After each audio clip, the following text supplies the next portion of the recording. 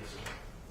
We would be doing that today if it's okay with the court. Okay, and is your desire to do motion 55 tomorrow? I know we have Yes, sir. 2 days scheduled. Yes, sir. And then take up the status and things done tomorrow. Is that what you're asking? Yes, sir. Okay, all right. State and concurrence? This is the court's pleasure, Your Honor. I don't believe either of these motions is going to take all that long, so we could do both today, but that we leave it with the court. Okay, all right. Well, let's go ahead and Well, this for the court's information, also for the state. We have witnesses that we're calling, and basically it's scheduled them for tomorrow. So, Okay. All right. Then we'll take up, we'll take up 56 today, 55 tomorrow. Are they available and ready to come in tomorrow? yes, For 10 o'clock? I think that's the time to start. yes. Okay. All right. Okay.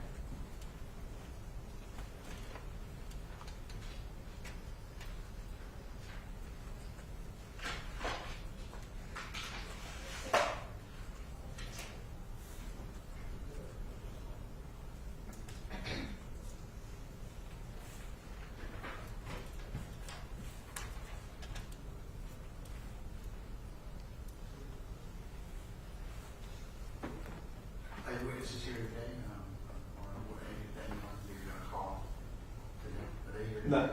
No, our witness, the best witness Okay. for tomorrow. All right.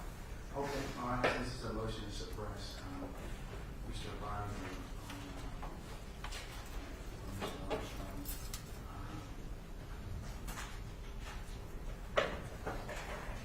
So as it relates to this motion number 55, it's a motion to suppress based on, 56 motions.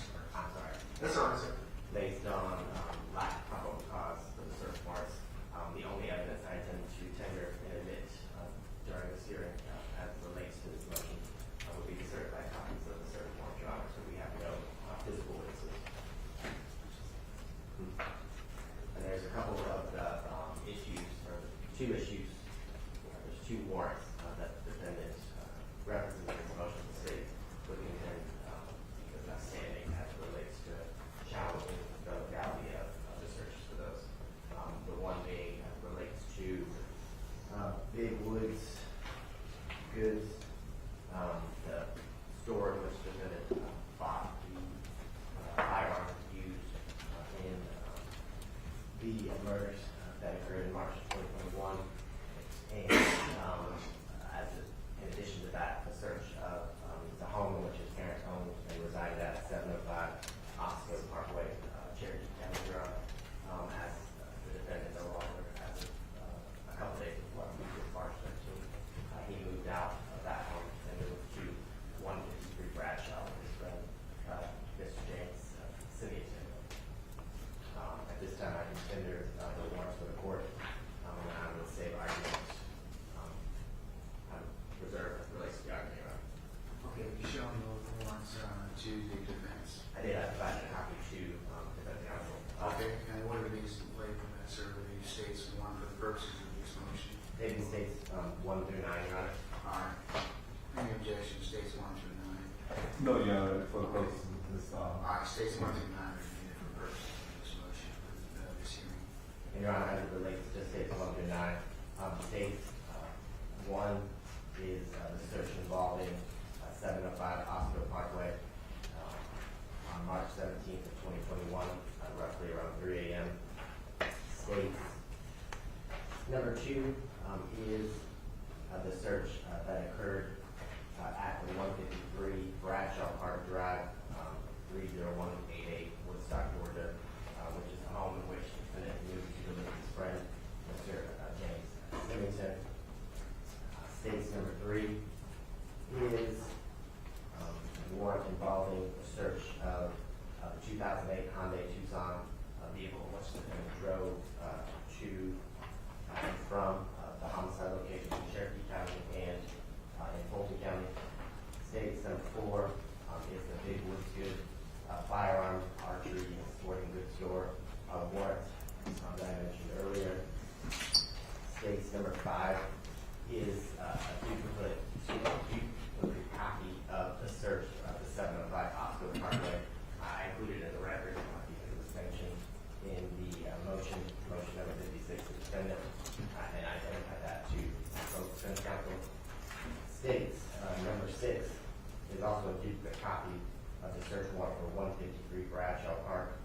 Drive, which then had moved into March 13th of 2021. State number 7 is the search for the DNA of the defendant, Rob Barrett Long, via swab. State number 8 is a search warrant for the Facebook account that the officers determined belonged to the defendant upon the search.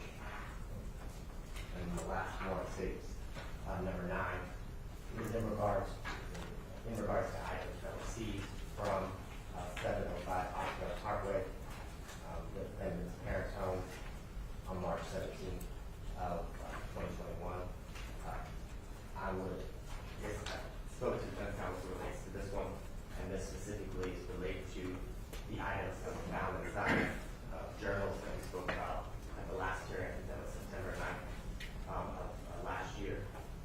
And what I told the defense counsel was that the items that were found inside of the journals, the state does not intend to use, as they specifically reference assignments and the paperwork from the physical facility that he was at for an addiction issue. All the items referenced that have the printed TREC assignment with the TREC program, so I don't intend to use those. Can you have those lines in the paper, Which one?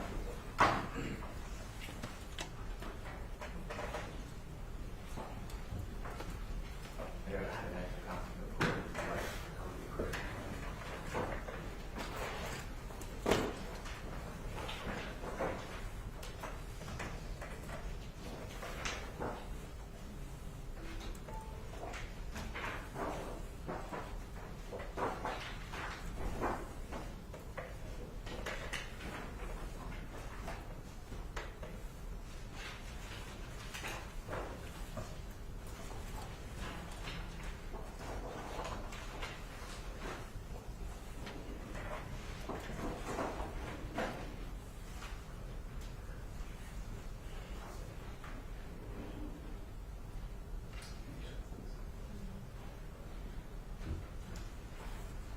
Okay, Mr.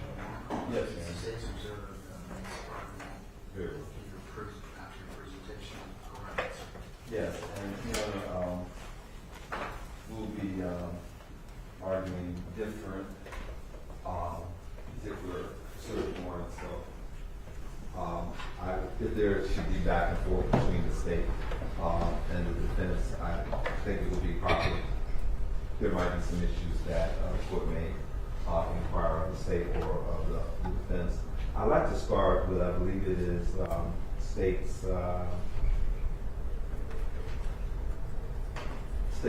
Exhibit 4, that is reference to the Big Woods Goods Store. I believe that search warrant is 21 SW 0376. You have it? Okay. So, what I'd like to say about that particular search warrant and also the application and the affidavit of it is that this was a third party Big Goods Store. And basically, the state went and got a search warrant for the information from that store about Mr. Long. And it is our position that this was in violation of the Fourth Amendment, and in violation of the Georgia Constitution, in violation of the Fifth Amendment due process, Fourth Amendment, Fifth Amendment of the United States Constitution, and also in violation of Georgia law. The Georgia Firearms Industry Non-Discrimination Act of 2024 protects the privacy of financial records associated with the purchase of firearms. Section 2K 2B prevents gun registries from sharing the records of the individuals who buy the firearms.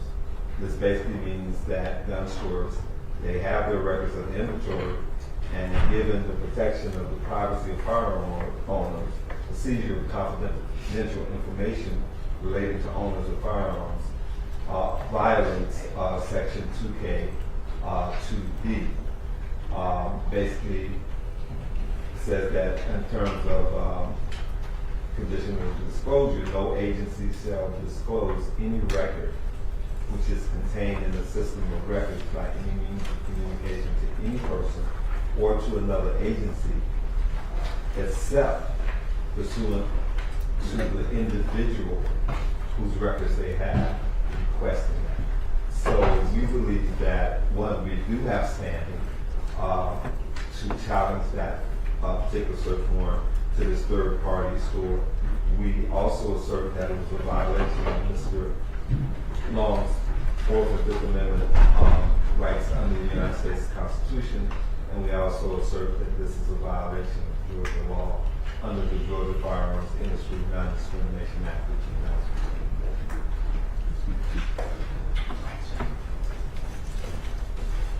Tell them if they want to respond. No, the third-party doctrine is well established. If there is an issue with the violation of the statute, then it would have to go by the definition of the statute. Maybe if Robert Aaron Long has a reason to sue him, but that's not something that reads in constitutional law. So essentially, if I give the calls that I make to a phone company, that phone company needs to give law enforcement the phone numbers that I call. If I do business with the bank, the government can get the information from the bank without violating my constitutional rights. This is not something that is protected under the Constitution of either the state or of the United States, and so this is something for which the exclusionary rule does not apply. Is there a law enforcement exception there, or criminal investigation exception to that particular information? So I have not looked at that particular, the legislation that you referred to, the Non-Disclosure Act of 2024, Section 2K2B. I can check into that for Your Honor. However, this is a constitutional claim. What's the statute? Non-Discrimination Act. Is it an official code of Georgia annotated? I'm sorry. Is it an official code of Georgia annotated? I'm not sure, Your Honor. But I'll give you, yeah. Georgia Firearms Industry Non-Discrimination Act of 2024. Is it covered under the official code of Georgia annotated, or is it an OCGA? It's not OCG. I know that.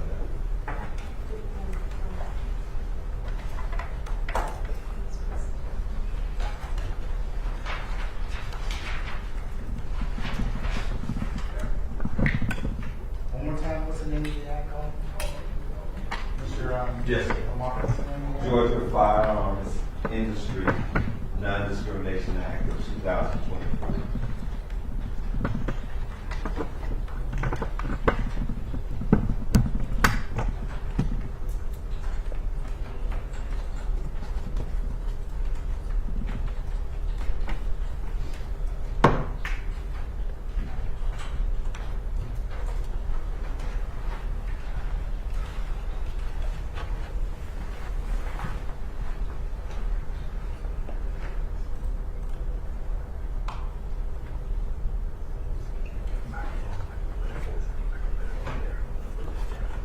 Mr. Lamar, you decided 2K2B.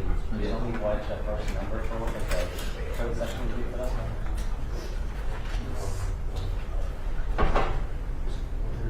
Yes. 552 KB. Yes. Yeah, sure. You all charge OCGA 10-1-439.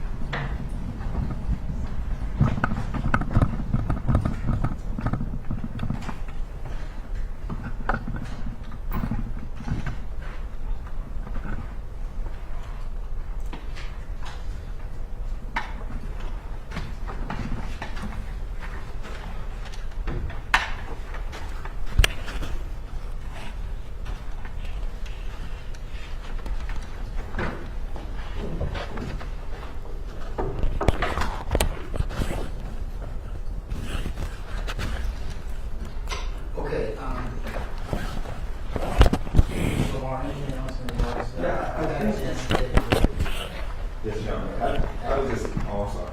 If the code section. Right. I was just add that even though that code section, as we look at it, seems to focus more on financial institutions, I believe that the Georgia Firearms Act seeks to create greater privacy for firearms holders.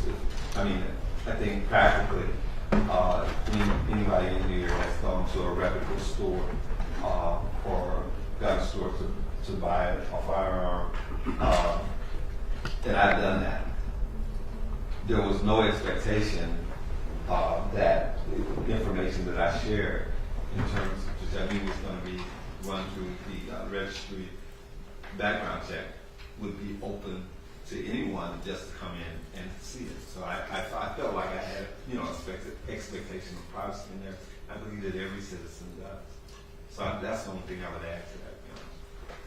Okay, Mr. Armstrong. Your Honor, thank you for finding the code section because it wasn't mentioned in the motion. And it was not something that I could find based on what they were saying orally. But it appears that this is not germane to individuals and their transactions with gun stores. That would be a much larger broadening of this. And so there is an exception for law enforcement mentioned, but again, this is all for financial institutions, so it doesn't really speak to the circumstances they're talking here because no part of it seems to be. But in any case, unless there's a statute specifically saying under Georgia law this gets excluded, this doesn't benefit Mr. Long because his is a constitutional claim, not a statutory claim. The exclusionary rule is a constitutional product of both the federal and state constitutions, and they have not shown any kind of constitutional violation because they have not shown that the third-party doctrine that ordinarily applies when you give information to another entity wouldn't apply here. Okay.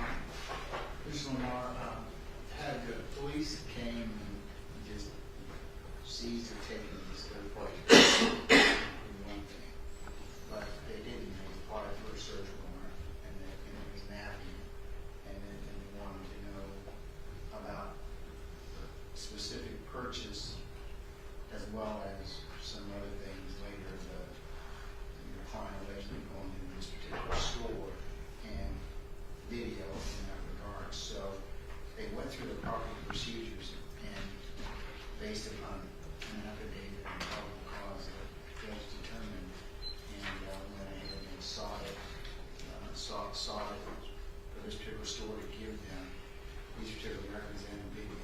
So I don't see anything that would indicate to me that they didn't have the right to go and look at it, look at the records. There's not a statutory exclusion, and they did seek the records in the manner prescribed by law.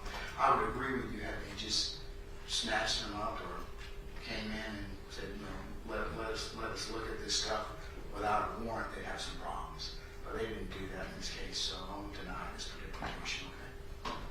So, Mr. Armstrong, if you'll submit a suit of order. Yes, Your Honor. Let counsels, Ms. Bell and Mr. Lamar take a look at it for form, okay? Yes, sir. Okay. So, Your Honor, where I'd like to go now is, and I would actually ask for the assistance of the state. I just want to make sure we're all on the same sheet of music. There is a search warrant that the state, Which one? and that's the one I want to make sure if it's number states. Tell me the warrant number if you wouldn't mind. Right. Well, that would be that.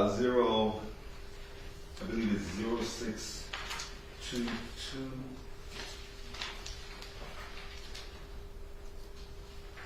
It's the one for that in terms of Osco Park. So there's a series of Osco Park states. One, states five, the duplicate. You said it was,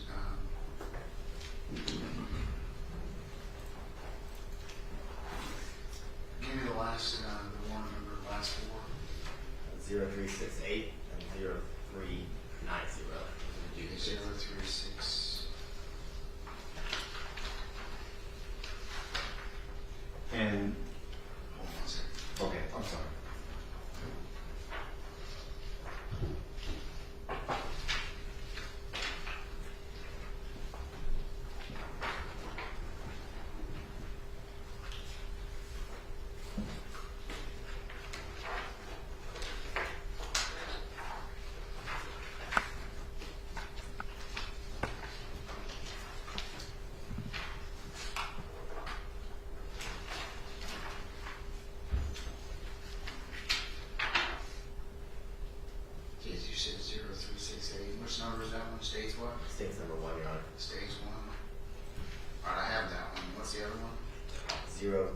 5390.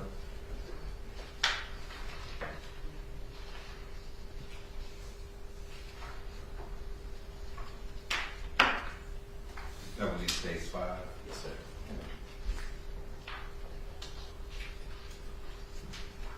I think it's expired. Okay, I have one in five. So Yes, okay, sir. I have it. All right. So in that search warrant, We can now which one prefer which one. states 1 and states 5, which is a duplicate. Okay, all right. Mr. Long's, Mr. Robert Long, the his father, this is one, I believe, where the cell phone was accessed in terms of an app that basically was able to track Mr. Long. And our argument as to why this should be excluded, Your Honor, is that under Jones v. State, 321, Georgia 137, that's a 2025 case. Also under Carpenter, which is a Supreme Court case, we're arguing that individuals have an interest, and also, I'm sorry, Williams v. State, also, have an interest in a defendant's own location, history, and that. So I want to try to give the context of this, Your Honor. It's one thing for you to have a tracking app, and you put it on Instagram, or you put it on another type of platform that is open to the public, open to a number of people. But this particular app, the Find My Kids app, was only shared between Mr. Long and his parents. Now, the phone that it was on was his father's phone. And so, and the law and where we've been going with this is still not as sure on this, because these are kind of novel issues that continue to come up. And they were able to, the state was able to, the police were able to track Mr. Long on that. And I believe the state is arguing that, one, that we have no standing to challenge this particular seizure, and it is a seizure, in terms of tracking Mr. Long. Our argument is that there may not be an absolute expectation of privacy, but there is a limited expectation of privacy that we believe Mr. Long had under the Fourth Amendment. And we believe that it was violated by the state using that Find My Kid app through Mr. Long's father to track him. And we believe that it should not be used, it should be suppressed, and should not be put forward. I cited the case law simply and basically cited the quotation in terms of out of Jones. It said, in most, defendant had a Fourth Amendment interest in defendant's own location history data. We are certain that once the state, or should I say the police, knew there was an app, that they should have gotten a warrant specifically for that app. They did not do that. And so we're arguing that the information, the tracking, all of that should be suppressed, and the state should not be able to use that. Okay. John? Yes, Your Honor. Again, this goes back to the third-party doctrine, and citing from Carpenter, the decision that we're all very familiar with that Mr. Lamar mentioned, typically, under the third-party doctrine, a person has no legitimate expectation of privacy and information he voluntarily turns over to third parties. Now, Carpenter dealt with cell site location information, the information that you cannot have a cell phone without providing to cell phone providers that shows your location. And they said that in those unique circumstances, at least when the state is seeking, I believe, 7 days or more of cell site location information, they have to get a search warrant because it is so expansive as far as what it shows about a person and their habits, but also because you can't have a cell phone you can't use a cell phone without giving away this information. So it's something that is ubiquitous and you can't deal with. In this situation, we're not dealing with cell site location information in the sense of what you provide a cell phone provider. This is something that he turned over to a third party, his father. This is a 21-year-old man. This is not a situation where it's a 6-year-old or something strange like that might have an exception about it. This is a case where one adult shared his location with another adult. My best friend, as unbeknownst to me until recently, shared his location using a Facebook or some app that's on iPhones. I can tell you at any point in time where he is physically located. That is information that he has voluntarily given over to me. It's not a choice. That was a choice, unlike cell site location information, which is not a choice. And so absolutely, assertion based on the idea that because it shows location information that this is different, it's not. It would be the same as if I called up my friend and he told me where he was. That's information he voluntarily shared with me. I can tell the police he said he was at this location or something else like that. It is the exact same thing. It is nothing else than an individual sharing information with somebody else. Basically, they have no expectation of privacy in information they have voluntarily disclosed to someone else. And under the third-party doctrine, when you have shared that information with the third party, the government is typically free to obtain such information from the recipient without triggering Fourth Amendment protections. Carpenter is a very limited exception to that based on, again, that you don't get to choose. If you use a cell phone, you're turning over your cell site location information to another third party. That is an exception to the general rule. It does not mean that location is somehow different than your use of the cell phone.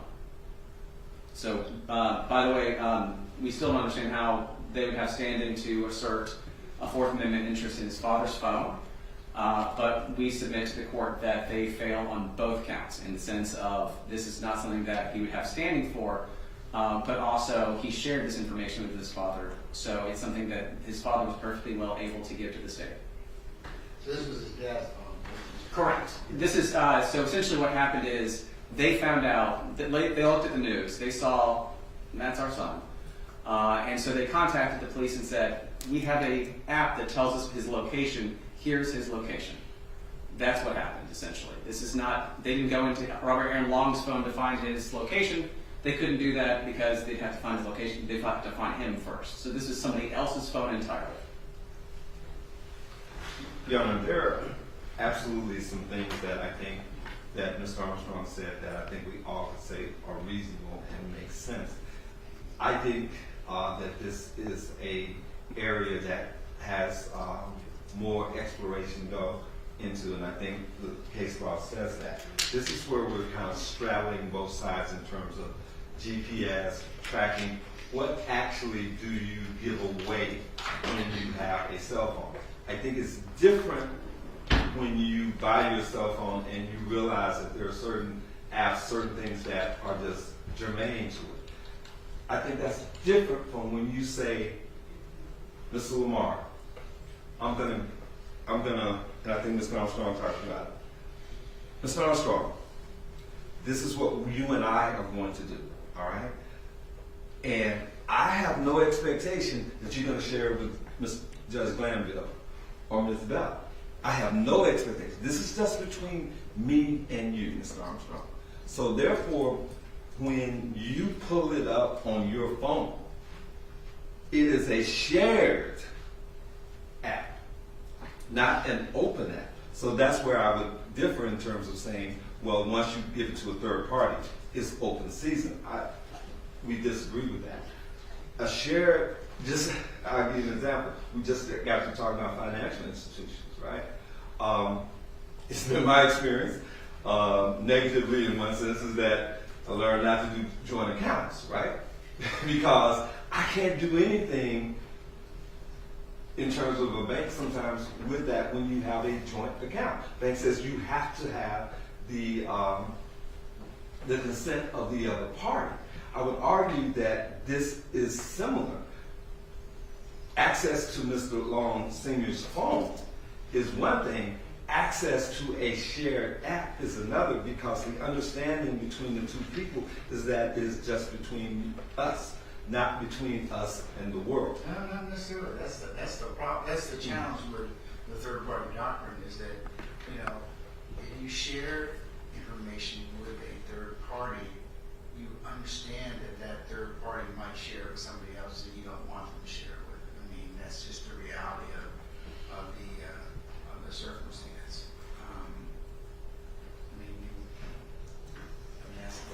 And it's not like, in this particular circumstance, the police took Mr. Long's phone, which clearly they would need a search warrant for. You know, clearly they would need a search warrant for other types of cell information, but for a location tracking device, it's on his father's phone.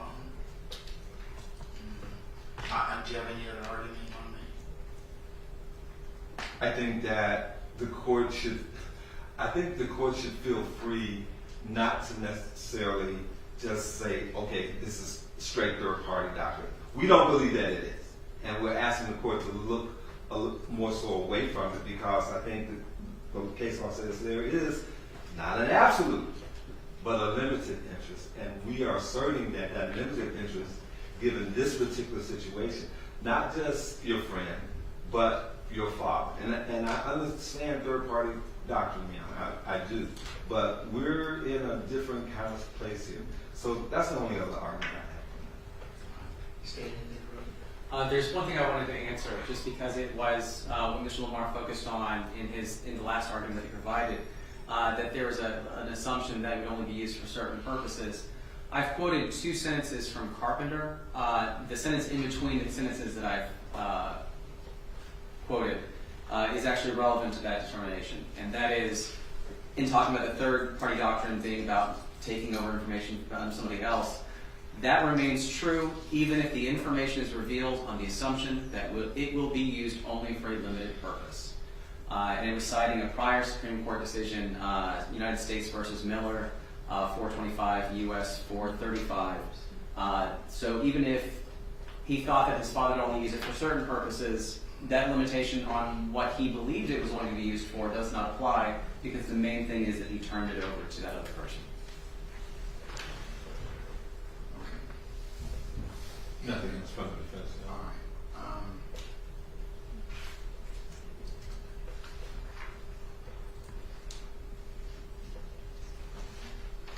According to looking at states 1 and states 5,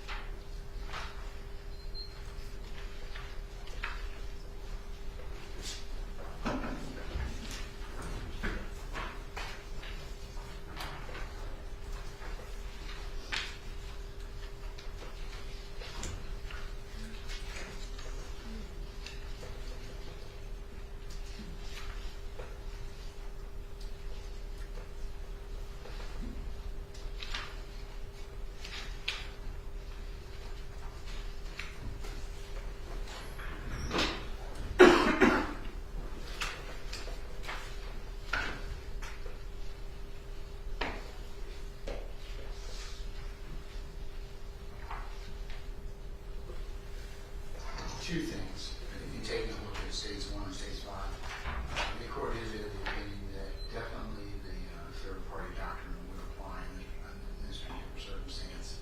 And even though it's his father, it's not, it's not inconceivable that his father wouldn't share this with third parties. So, given that, and given what's been proffered and what's in the motions in states 1 and states 5. This court is of the opinion that he doesn't have any standing in this particular circumstance, and so I'm going to deny the motion to suppress those two particular issues in states 1 and states 5. Yes. All right, Mr. Anderson, Mr. Armstrong, you go ahead and prepare more for that. Yes, Your Honor. to say about them. No, about the third-party document, and then I said about standing. Okay, thank you, Judge. Okay. Yeah, and if I could, just have a 5-minute comfort break. Oh, absolutely. Okay. All right, ladies and gentlemen, we're going to take 5 minutes, take comfort, and then we'll come back out. Okay? Thank you. We're in recess.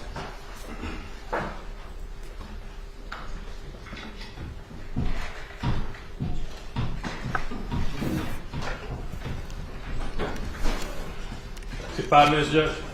Yeah, we're going to come back. Okay. Mr. Long? Mr. Long, you use the restroom? Okay. Oh, come on. I'll let you back. Come on, I got you. Come on. You got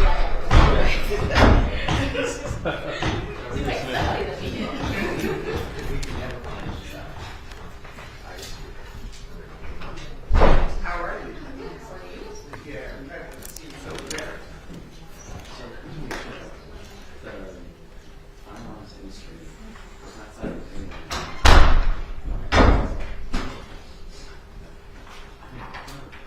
it's literally a financial institution against firearms.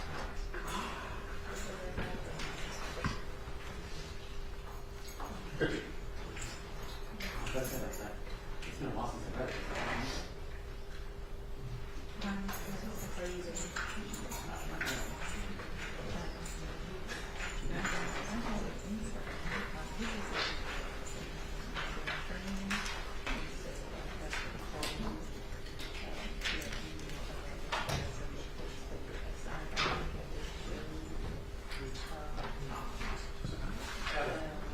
Just got one more.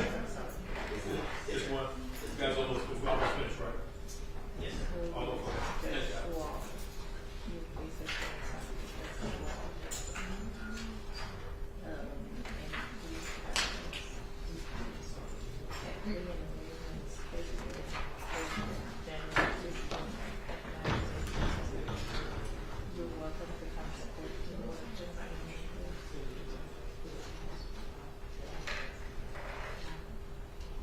So that took care of 1, 4, and 5.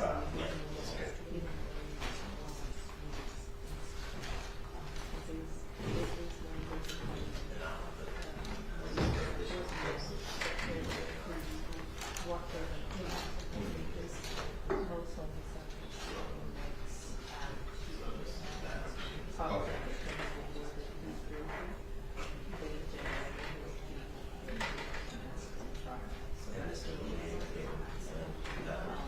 Right. Well, that's.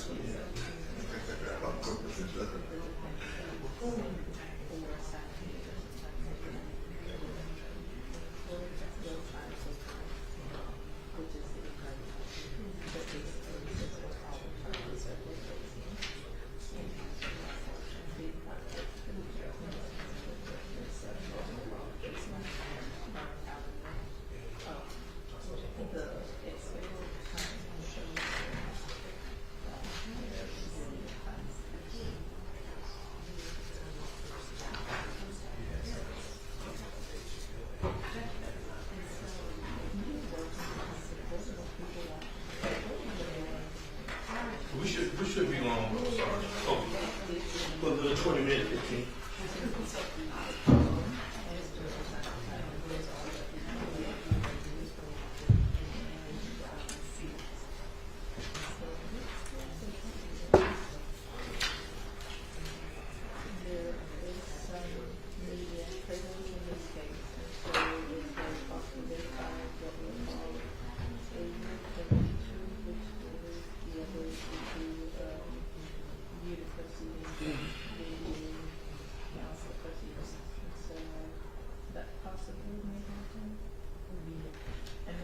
We don't want you to see the time person.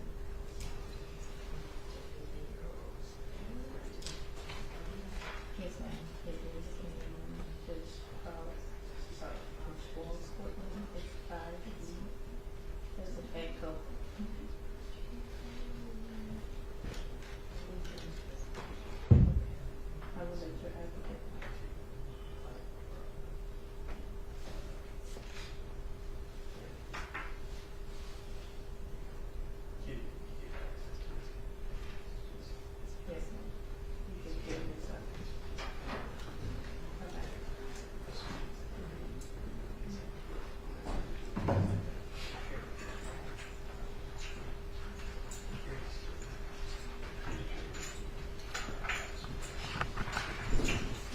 Sergeant Moore. Sergeant Moore.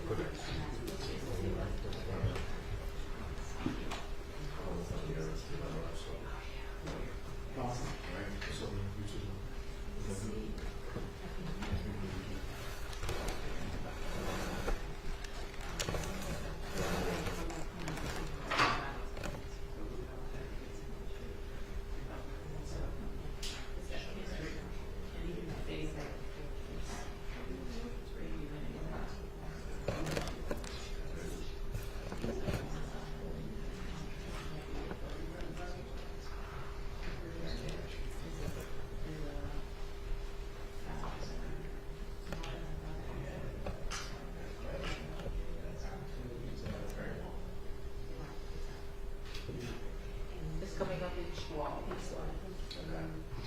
On the 15th.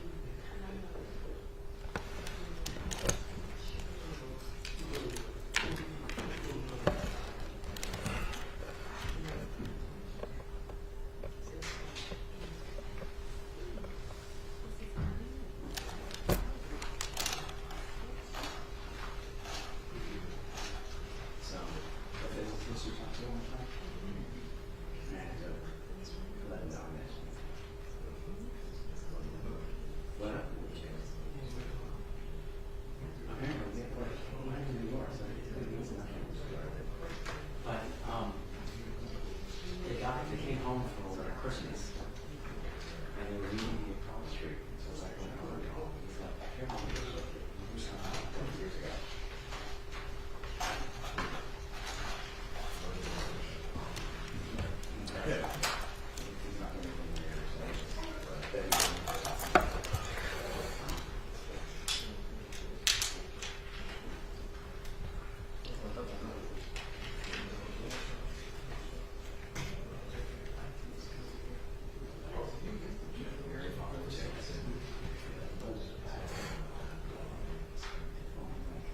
You also would not be able to apply 0%.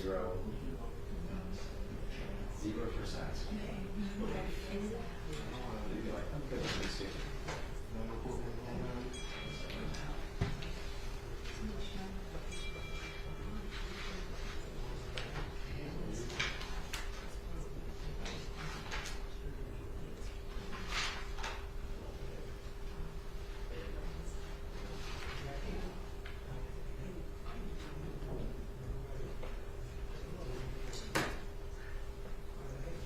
Ask these questions occasionally because that whole experience is the court.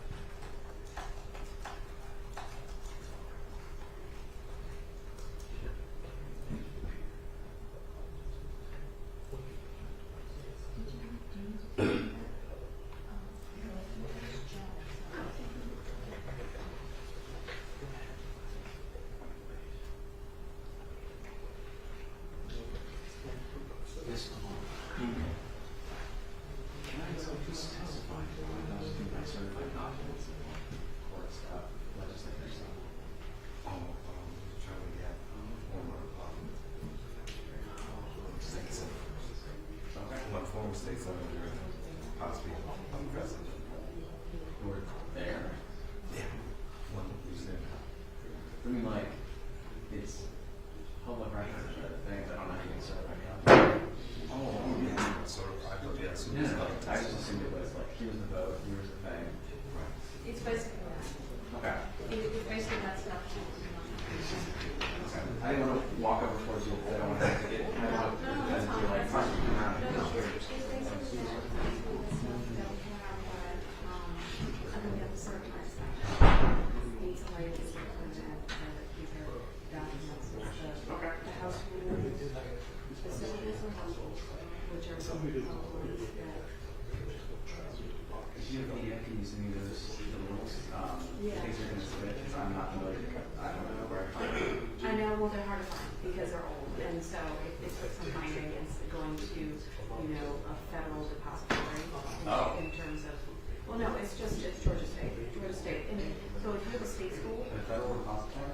so it's state and federal, so if you have a state, if you're a university, state, and so, you're required to have a public library, there's a public library, and is a depository for legislative documents. And so they have it online, and I know that was Joe's library.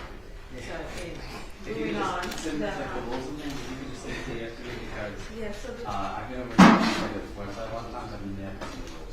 yeah, they only post the current ones. Everything else is. From past year. Yeah, everything else, they only place the current ones for this year on the legislative website. Everything else goes to the site. How often do they change the rules? Like all the time?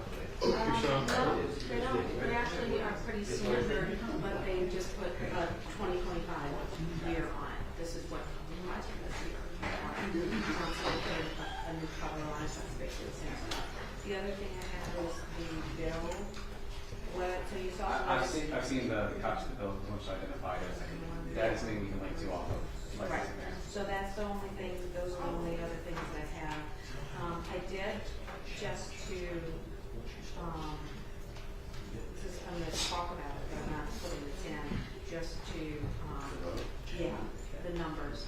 Oh, the numbers I think are The numbers are necessary, in there. and they're in your filing, so like. Right, but I'm just gonna talk about it, I'm not putting this in, I'm just gonna talk about it.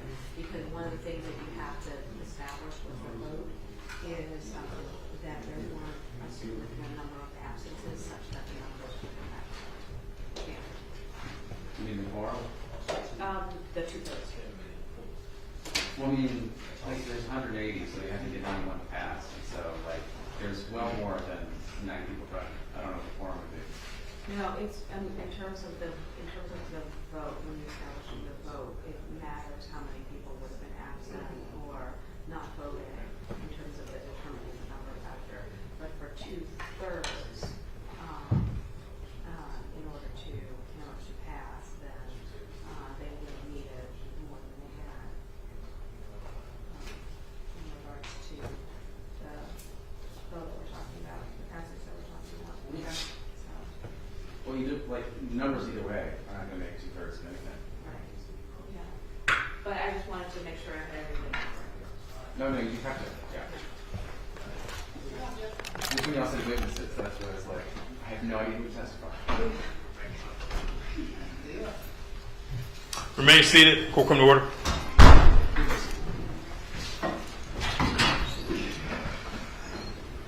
Thank you. No problem. Sir, go right ahead. Yes, Your Honor, back on the record. Now, I believe this would be State's Exhibit. This is warrant number, search warrant number 0375. I believe it would be State's Exhibit 3. I have. Okay. And this is the 2008 Hyundai Tucson. Investigator John Swindler swore out the warrant and submitted the affidavit for the search warrant to the magistrate. I would direct the court's attention to the last paragraph of Investigator Swindler's affidavit, where it says, due to the vehicle being used in commission of the crime, and the time of the arrest, statements made by the suspect, the acts of violence committed on 3/16/2021, and witness statements. Your client is requesting to search the vehicle that Robert Aaron Long operated, possessed, and used prior in doing this crime, and to locate the fruits of the crime of murder and aggravated assault. As the court knows, under OCGA 17-521A, that we have to have probable cause, we have to have facts that are sufficient to show probable cause that a crime has been committed. And probable cause is only present when the facts presented in the affidavit are truthful and reliable. And that's under State v. Causey 132, Georgia Act 17. And that's a 1974 case. We submit that in this particular affidavit that the facts are not totally truthful nor reliable. What I'm arguing in terms of that last paragraph is that investigators want to refer to the statements made by the suspect, the alleged statements, and I kept going through this to say, well, what are those statements? And the alleged statements should have at least been presented to the magistrate in order to give the magistrate a better idea of probable cause. I think what the affiant does is just gives some facts that say, okay, he was driving this car. And a lot of us, people might say, well, that's enough. But when they talk about the statements that were made by the alleged suspect, is really nothing here in terms of... Okay, but here, I just want to just kind of just interject. Okay, sure. Didn't the affiant swear also, the judge also received oral testimony. So with oral testimony, it's on page 5 of the warrant. And he's also sworn. Doesn't that indicate that the judge was told by the affiant all of the facts to establish probable cause? I mean, with oral testimony, that usually that's a specific issue that is checked off on the warrant, and he's also sworn. So isn't there some? You said there's an indicia of reliability with that? That the affiant told the judge under oath all the facts necessary for the judge to make a probable cause determination. I mean, I'm just asking you that. And also, wasn't there also something that the affiant also in the very last, almost on page 4, he indicates that there's a vehicle, this 2008 black Hyundai. Wasn't that also something that may or may not have been used in this purported crime? No, So you got like, it says, due to the vehicle being used in the commission of the crime and the time of the arrest, statements made by the subject. I don't know what the statements are because we don't know. They're not in the text of the warrant. Yeah, it would have been great to have them, but isn't there some reliability that the judge found probable cause based upon all of what the affiant told him? It wasn't the like, for example, if you had, that was the only thing that was said, and it was in the warrant. Maybe a little more of a stretch, but you got a fairly substantial 5-page statement made by the affiant, sworn to by the affiant. Also, no, actually, it's about 2.5 pages. I'm looking at the actual search warrant itself, and it's page 1 and 2. That's the warrant itself, and then the affidavit is pages 3 through 5.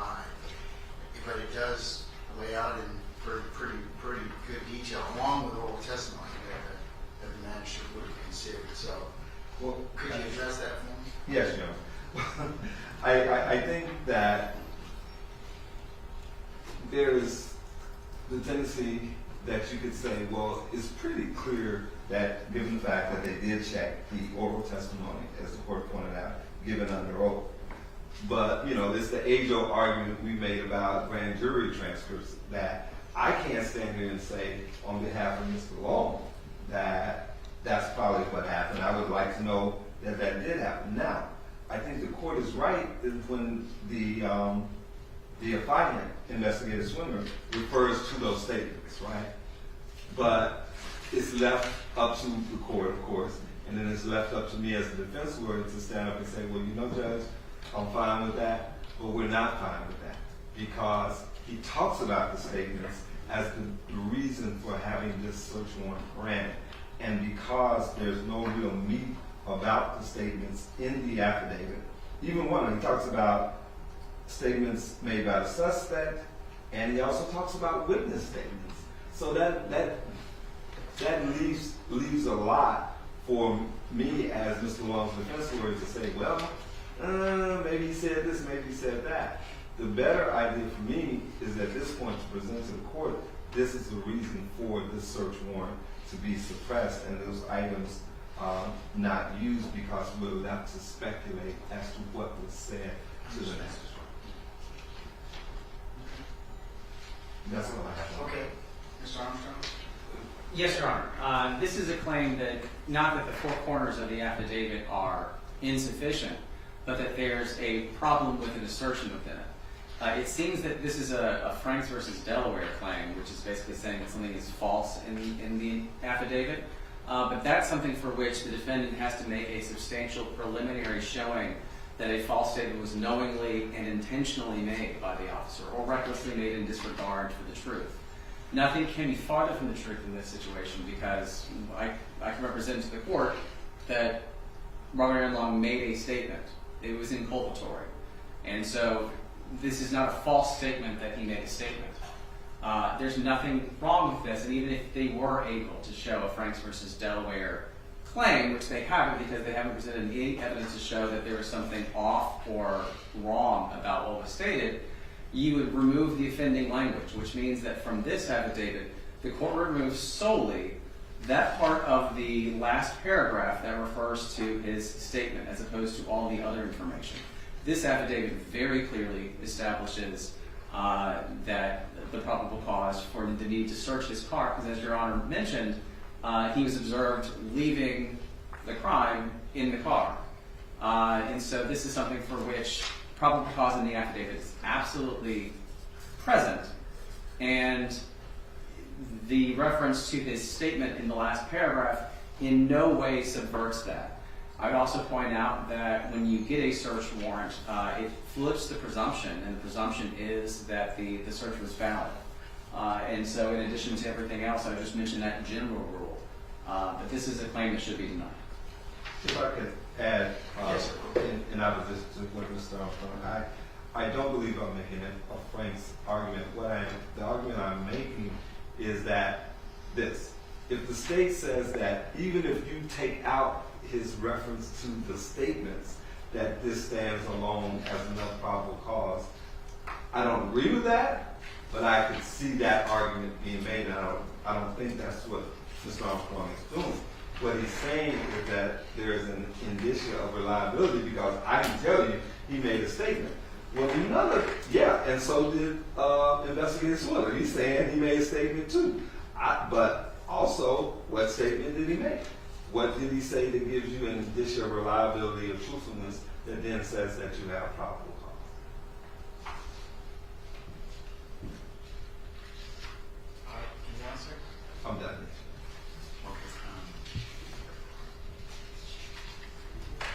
I'm going to deny the motion as regards to the strip ratio. I do believe the warrant was issued correctly in accordance with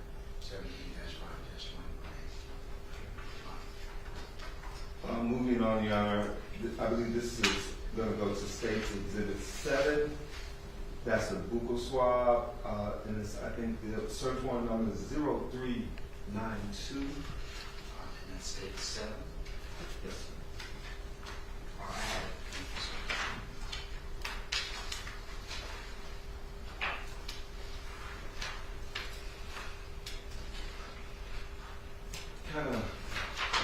court says, Mr. Martin, you love to stay on these last paragraphs. Sure, I understand you got a job to do. You're looking at the last, Well, sir, so anyway. thank you. Okay, so which, The last paragraph of the affidavit. that would be on page 3, Yes, sir. and that is, Where it starts, the suspect possibly could have left a DNA profile on this weapon, linking evidentiary value to I answer. okay, to the use of the weapon. So here, and I believe this is Investigator Swindler again. This last paragraph about the suspect could have possibly left, that he could have left a DNA profile on the weapon and clothing the bodies of the victims is not enough for probable cause. We argue that the weapons and bodies should have been tested, or at least there should have been some indicia in terms of just possibility of DNA, and then the request for the buccal swab should have been made. We're arguing that basically put the cart before the horse in this particular issue. And there is no link to the weapon was established in this affidavit that this weapon was used. In that paragraph, also it says the suspect was in possession and used a firearm during the acts of murder. There was no, at least in this affidavit, it's pretty clear based on the scene that a firearm was used. I would even say that this says that the suspect was in possession of a firearm. But there was no link from that firearm to the bullets and the weapon, the ballistics that were used to identify how the victims were killed. And so there's a leap here that says, okay, just because we have this, we have a killing, we have a weapon, there could be DNA. I think that's in every situation, but looking at the four corners of this affidavit, again, we believe that this was a jump made that could have and would not have done anything. Ms. Sloan was in custody at that time. There was not exigent circumstances that we need to do this right way, that the other link should have been made.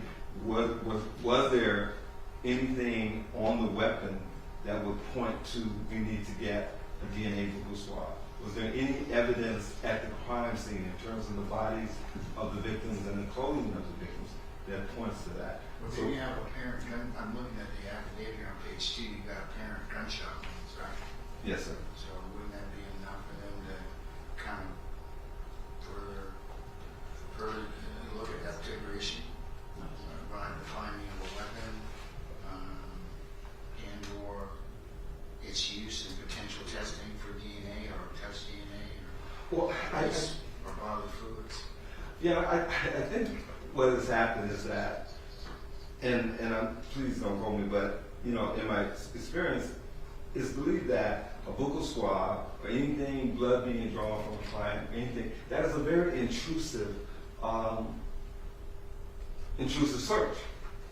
And I think when you have no evidence other than a weapon was used, many times, and I'll give you an example, we do, I believe, a lot of law enforcement do what they call GSR, gunshot residue. Gunshot residue test is a lot less intrusive than a buccal swab or than drawing blood or those. Buccal swab, isn't that they swab your cheeks, right? Well, It's just yeah. cells. It's just my cells inside your mouth. Well, Judge, somebody go inside my mouth, I consider that to be kind of intrusive. Been to the dentist, right? So, okay, I mean, it's not as bad as doing that, but I do believe that in all seriousness, it's painless and it's non-invasive. I know you're arguing that it is invasive, but is that your take for your client? Yes, that it is invasive, yes. And so we're just arguing that they could have gotten more to tie Mr. Long to this in terms of probable cause than just jump into the conclusion that we need to get that. Yes, sir. Mr. Armstrong? Yes, Your Honor.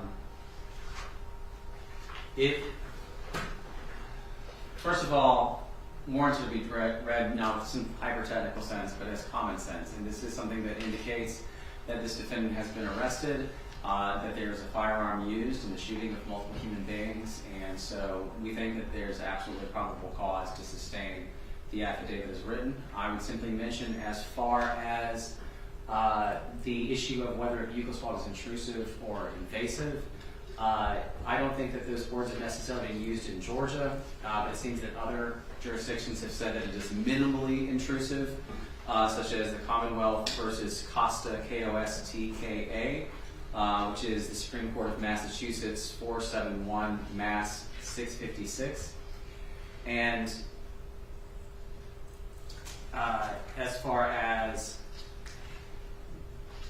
whether it's intrusive, Maryland versus King, a U.S. Supreme Court case, 569 U.S. 435, refers to a buccal swab as an even more brief and still minimal intrusion. And so to the extent that the argument is based on the level of invasion or intrusion that's involved in a buccal swab, it is, by all accounts, minimal. And so we submit that the affidavit alone, when it's talking about gunshot victims as well as the defendant being arrested for those gun crimes, the testing for comparison against the firearm used in the crimes, I think that a neutral magistrate can reasonably make those conclusions. And so we submit that the affidavit is sufficient. That's all I have.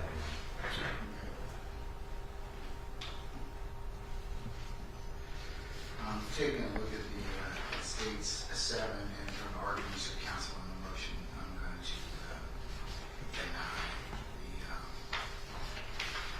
defense's request. At this time, the affidavit seems to be, and warrant seems to be in proper order. So, you deny that motion? Okay. Mr. Armstrong, same thing. You just need to prepare and work for my signature. Okay. All right. What else you got there? Moving on to State's Exhibit 8, Your Honor. That is search warrant last 40398. Which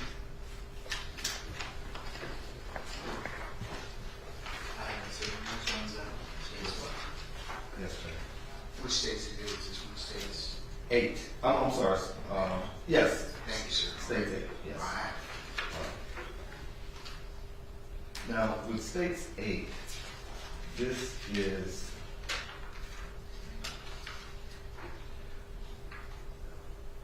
basically about an IG account, Facebook. IGB, Instagram. Yes, sir. All right. Yeah. I'm sorry, Instagram. Yes, absolutely. Our argument here, Your Honor, is that this was unnecessary. There was nothing to support the assertion that the search warrant would jeopardize, in terms of the law here, in terms of whether or not it would jeopardize the safety of the victims. There was nothing ballistics matching that particular firearm.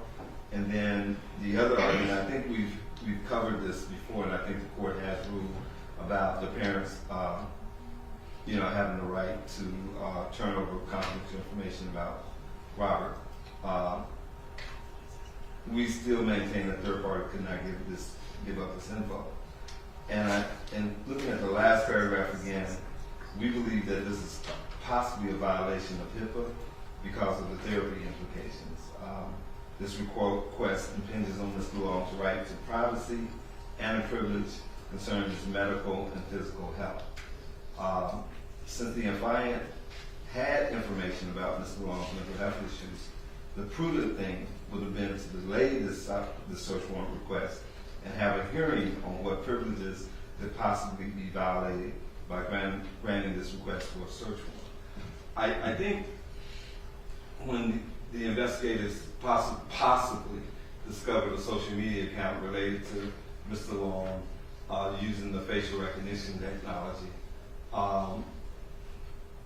under the username Artistic Spectrum, and then seeing that in the biography of the account holder identifies as a sex therapist, I think that at that point proven to have held up. Because at this point, when you put therapy and access to someone online, it's kind of a red flag at that point that you should probably hold up. And they did not. And it's our argument that, again, that if you had just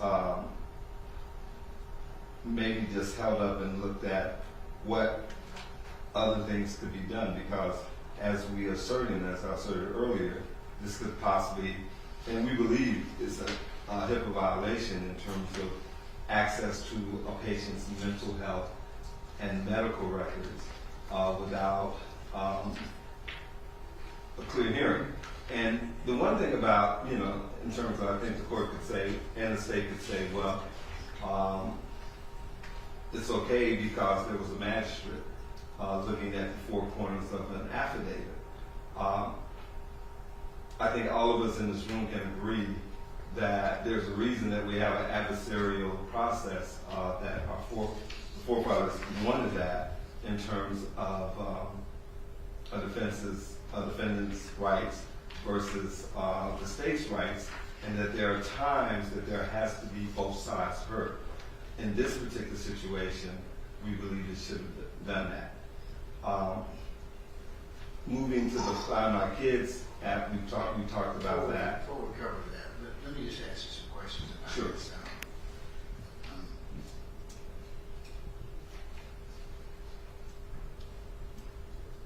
This Instagram account, and this is Artistic Spectrum, That was the label, that was the name. and this is the investigation found this on the 18th of March of 2021, correct? Yes, sir. So, is this, and the applicant says in this particular paragraph that the account holder identifies as a sex therapist. So is this potentially somebody that is, has a treatment relationship with Mr. Yes. Long, or, okay. Yes. All right. Did they actually, it looks like from this paragraph, and I'm looking at page 6 of 6 on State's 8, that there's a preservation request that went into Facebook. So did they submit this preservation request? It is my belief that they did. Were any documents found as a result of that? I'm not sure. State, were any documents found as a result of that? No, the preservation request is to make sure that the account, if the holder was to delete it, it wouldn't allow the account holder to delete the information. That way, in between the time of the preservation request and then submitting a search warrant and affidavit to a magistrate court judge, and if the court was to sign off on it, then they were able to send it to Facebook in order to get the Instagram account and prevent the account holder from deleting the account and all the information in it. Have any documents been produced as a result of this preservation request, as it relates to this particular username?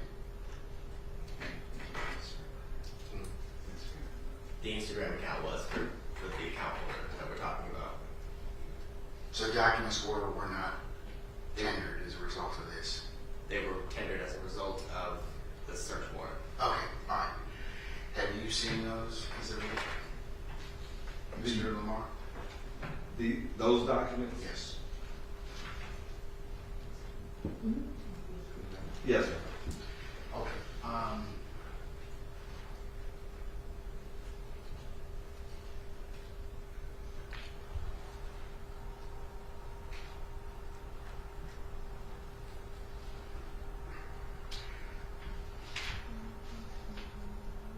Okay. Anything else in regards to this particular issue? I mean, in terms of the Instagram artistic account, Artistic Spectrum account? No more argument on that. Okay, all right. In this particular circumstance, without having anything more, I mean, I'll grant the motion as to this. There may be another motion that may rise out of this, depending upon what is said in those particular documents. But right now, I mean, without anything more,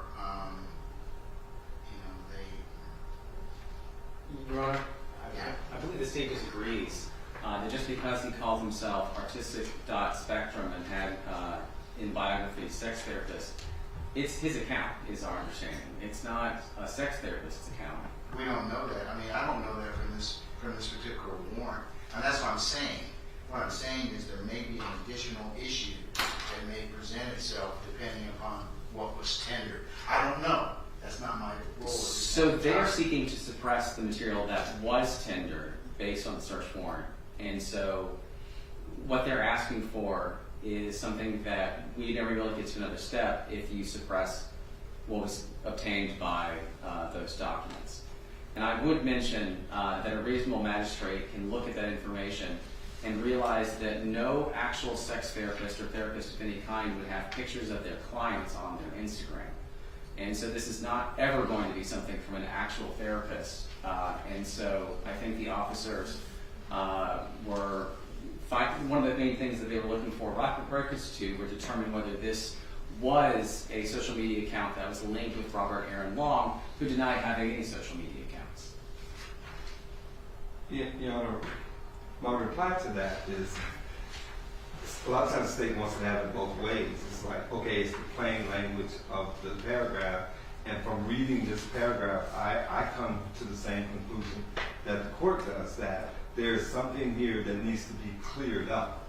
If it's not a sex therapist, it's not a particular relationship, then let's clear that up. But I don't think the court, again, they're asking the court to make the assumption based on what Mr. Armstrong is saying right now, that this is invalid. Who's the account belong to? The defendant. So even though it says sex therapist, it belongs to the defendant? Yes. Not the third party? No, it belongs to the defendant. And I think, and I may have been confusing, the preservation request is just to preserve the Instagram account. All the things, the postings, photos, and things of that nature related to the account, which the detective had been able to find based on his search of the internet, that this account had photographs of the defendant that were public, and he was able to view them. And because of that public viewing of the defendant's photographs, as it relates to the connection to this account, that's why he did the search warrant and affidavit. The preservation is just to make sure that no one can delete the account prior to the search warrant and the affidavit being received by here, Meta or Facebook. Okay. All right. I understand. All right, Mr. Lamar, you can go. Not on that particular issue. Okay, I'm going to deny the motion on this pertains to that particular issue at this time. Okay, moving. Okay, you want to move now? Right, To just to the location device. Exactly. I think Go ahead. I would imagine that the court's position is the same as it was earlier. Make your argument, sir. Yes. For the record. Okay. And for the record, our argument is the same, that this was a violation under the Constitution of the United States and of Georgia of Mr. Long's rights against legal search and seizure. This is states 1 and 5. Is that correct? The ones you made before? Yes. Okay. All right. Anything else? Anything else, Mr. Lamar? You wish to add? No. All right, Mr. Armstrong. If this is simply the issue from before about Yes. the location information, then I made the argument earlier. Okay, Mr. Lamar, for the same reasons that the court articulated in warrants 1 and 5, I'm going to deny that motion. Okay. Thank you. Okay. What Thank else? you for letting me make that argument. No. You need to do that for the record. What else? Anything else in regards to number 8? Nothing else. Okay, fine. Moving to State's Exhibit 9, I just need some help and Which clarification. is warrant ending in what? I believe that is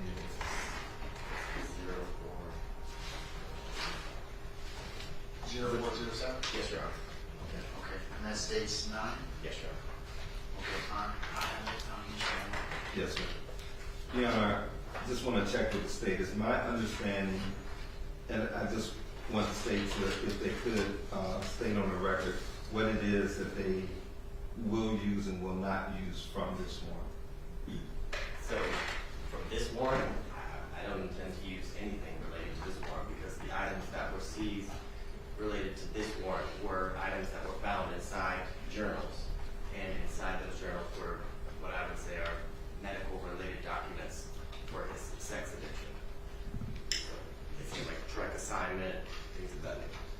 Just to clarify, it was a journal that had loose leaf papers in it. So the contents of the journal, Mr. Valley is not referring to. That's something the state does intend to use because it's in Mr. Long's own handwriting. It is the inserted material that they got an extra warrant for. So based on those representations by the state, we believe the motion is moot at this point. Okay. They're not gonna use it. All right. Okay, just prepare an order to that effect. States not okay. What else you got, sir? I believe 2 and 6 are left. Okay, which one? And one something in 039, 0391 and 0369, correct? That's correct. Okay, so which one's which? And I think 6 is the duplicate of 2. So 0369 states it's in 3, and then 0691 states it's in 6. 2, but 3 was Excuse me, yeah, 2 that involved. right here. Okay. So 391 states 2? 391 states 6, and then 0369 states 2, Your Honor. Sorry. 6, okay, all right. Okay, I have it. Thank you. Okay, tell me which one you must start off with. It's my argument.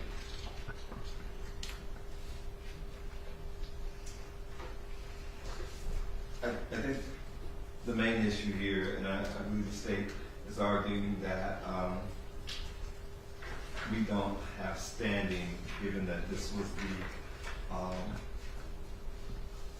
the residence of Mr. Smith. It was someone else's residence who owned it, but Mr. Long and another Mr. Smith were living there. It is our argument that we do have standing to challenge this affidavit and this search warrant because this is where Mr. Long had moved to. Our assertion is that at this time when Mr. Long was arrested, he had standing to challenge the search at his mother and father's home, because even though he was staying there, it was not, and it did not seem, based upon the state's representation in terms of the testimony and their investigation, that this was a permanent situation. And so therefore, the consent that was given and the search that was given, we believe that we do have standing. So I think that's the first argument that has to be made. Your Honor, just to make it easier, we're not contesting standing for I'm not ever going to be able to say his name, the Smith case. Whether he was still with his parents, that home he moved out of, he was living with this man, even if just for a short period of time, so we don't contest standing for that warrant. Okay, and which one is that one, sir? 2 and 6. They're the exact same warrant. They just were saved under different numbers. Oh, okay, yeah, I was about to say, okay, so states 2 and 6 are the same, is that correct? That's correct, Your Honor. Okay, all right. So they're not gonna, the state's saying they're All right. gonna, So they're yeah, gonna concede that we have standing. concede you have standing. Yes. So, Your Honor, now we move to the affidavit itself. I think the gap here is that the affiant could and should have went further by confirming Mr. Long's attendance at the church. There is information that Mr. Smedestein gives that the affiant includes in this affidavit that is at best having us to take a guess. I know that when an officer does an affidavit, that they're doing they should be doing their best to try to give as much information to the magistrate or the authority as possible.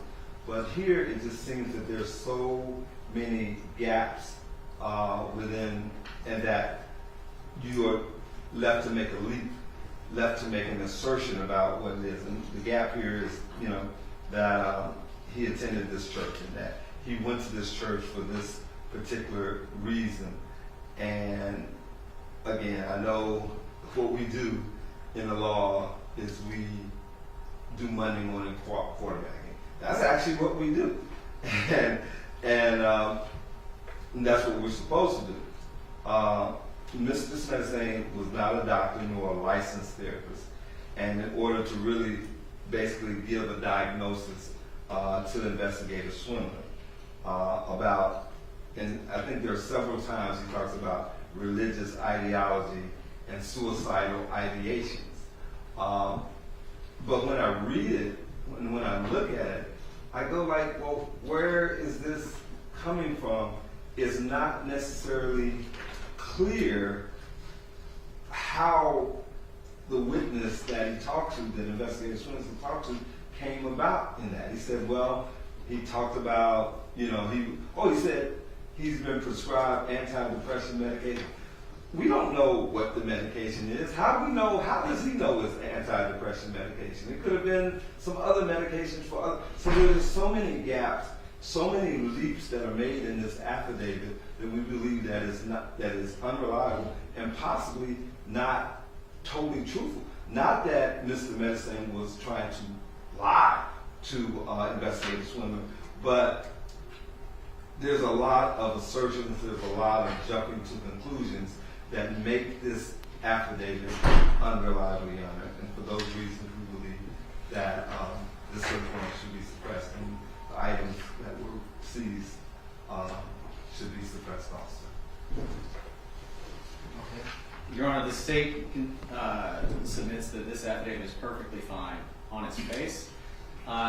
It's very clear that I'm going to refer to him as James, as the affidavit does, because I would butcher his last name, and I try to avoid doing that. But this individual is recounting information from Mr. Long. This is information that Mr. Long orally conveyed to James. And so I don't understand why the officers need to do more. Probable cause is a low standard, and this is an investigation. We don't have to prove absolutely these things, again, especially since it is Mr. Long's own statements to James.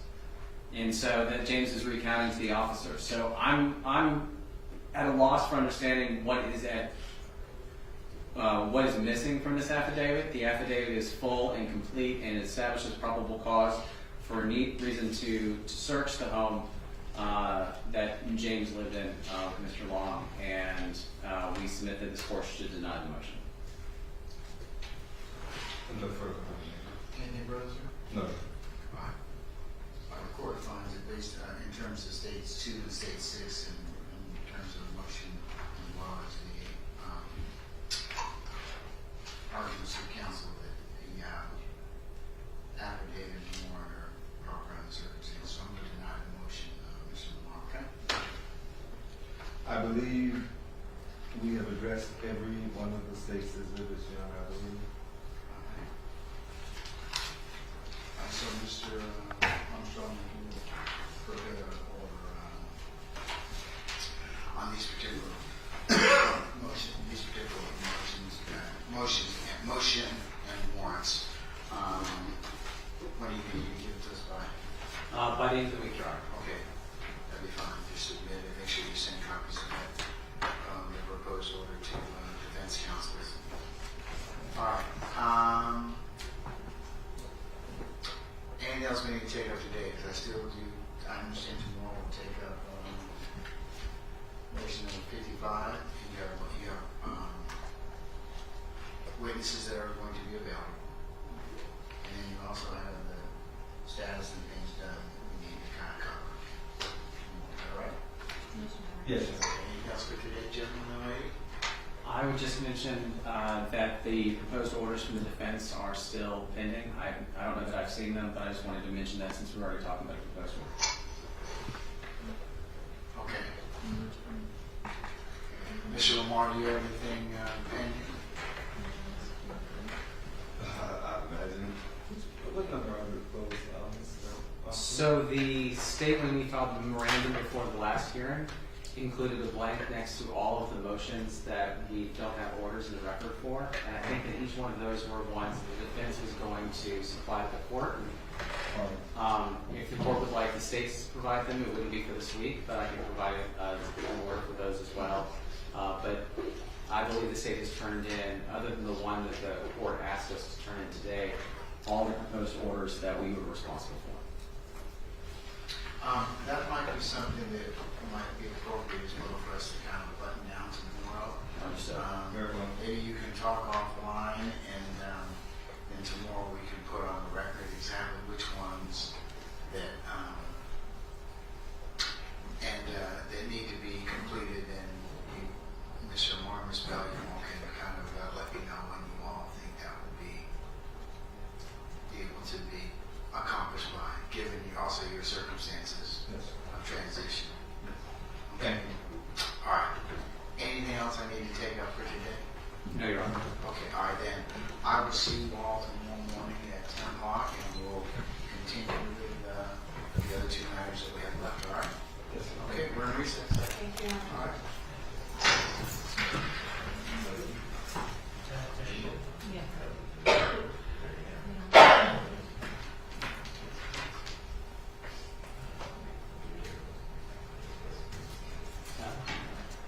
Thank you for noticing that.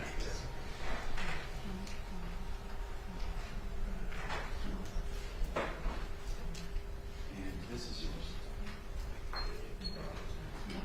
Because I have documentation from the office. With that information.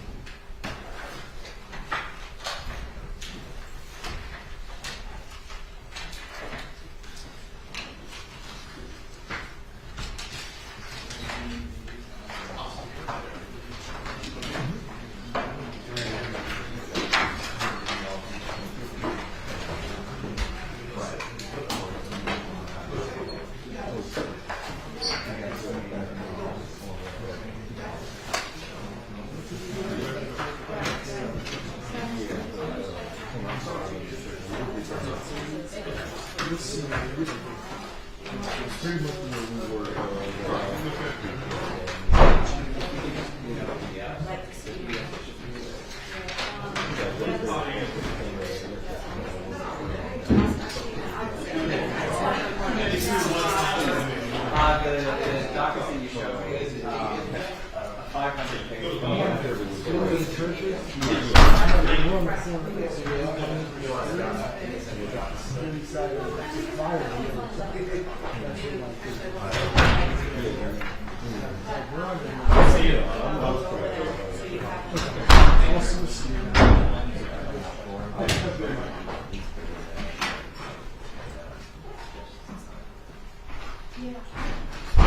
I will, I'm pretty sure I'll see you guys. I'm close to the Got it. Okay, so Dwayne, because I got to run back to the station to complete the process.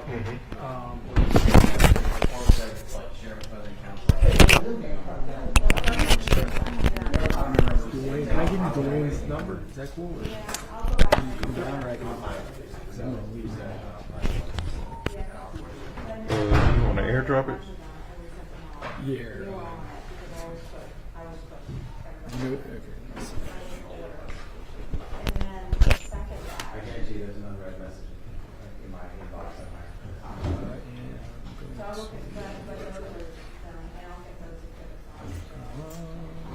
Should be DeMarcus.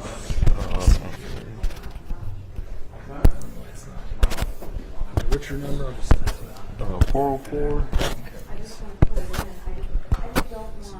404.